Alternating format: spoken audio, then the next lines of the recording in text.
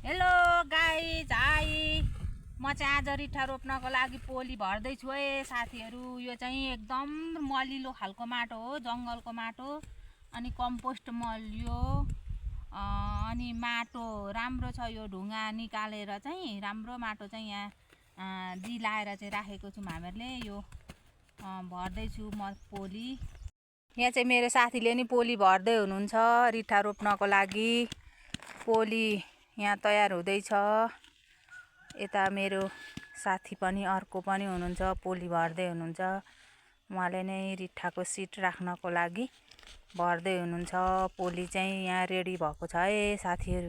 माटो मलसँग यसरी घोलेको छौँ हामीहरूले। यहाँ चाहिँ हाम्रो बाजेले चाहिँ पोली राख्दै हुनुहुन्छ गुम्बजमा। यसरी हामी चाहिँ हार मिलाएर पोली राख्छौँ अनि गोड्न पनि सजिलो हुन्छ। दुईपट्टिबाट झार उखेल्न पनि सजिलो हुन्छ, पानी लगाउन नि सजिलो।